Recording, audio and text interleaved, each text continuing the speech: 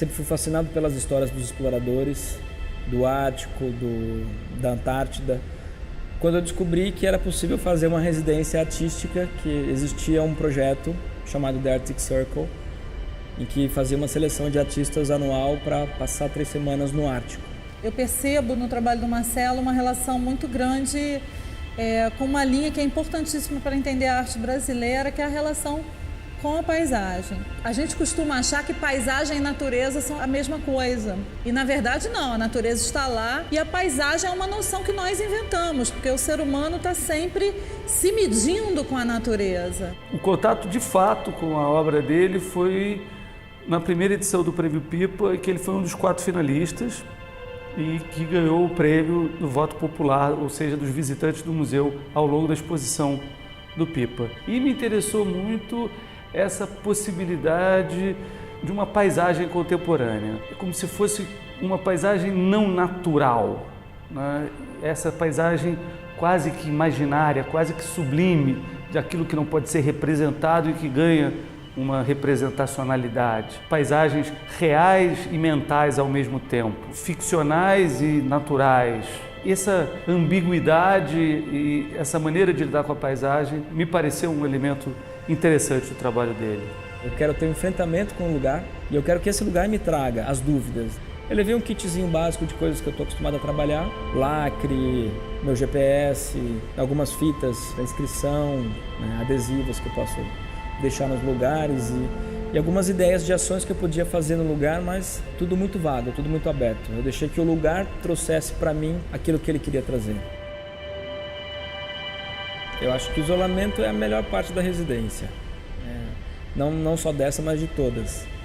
Você poder estar imerso naquele ambiente, naquela região, naquela paisagem, naquela situação. A parte difícil é que eu fiquei sem comunicação, mas a parte boa é que também que eu fiquei sem comunicação, porque isso, de certa forma, remete muito à situação dos exploradores, dessas pessoas que eu admiro e que foram os que me instigaram a ir até esses lugares. Ele vai marcando os pontos por onde ele passa.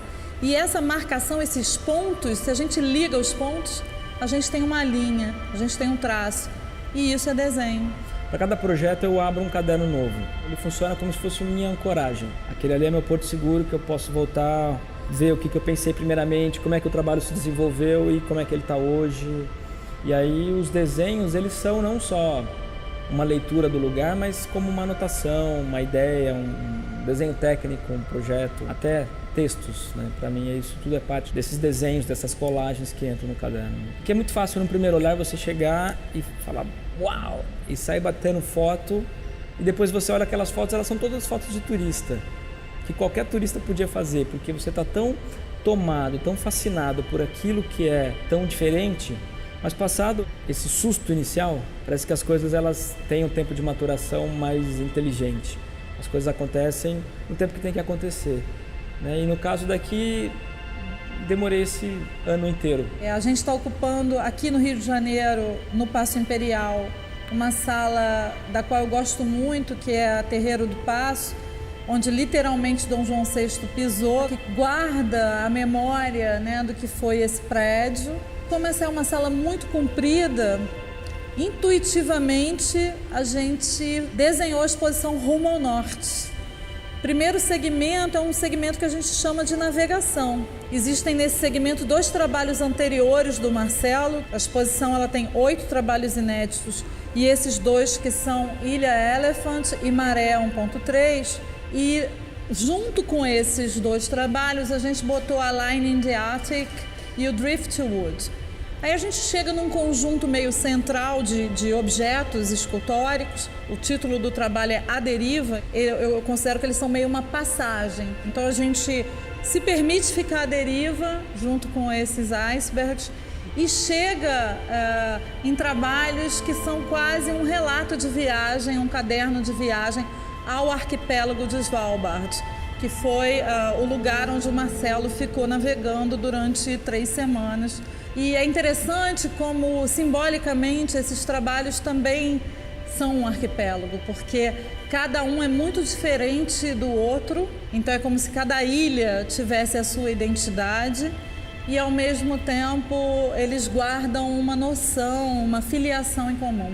2 pontos muito importantes que ele visitou, que são as cidades de Pyramiden e a cidade de Ny-Ålesund, acabaram gerando 2 trabalhos, que são Ny-Ålesund e Atlântida. A gente tem pontos importantes da viagem que estão presentes nos outros trabalhos desse terço final. Então é mais ou menos como se a gente começasse navegando no escuro e chegasse no norte, no gelo, assim como um rebatedor de luz, a exposição bem mais clara no fim do que no início. O processo todo de criação, ele aconteceu muito natural.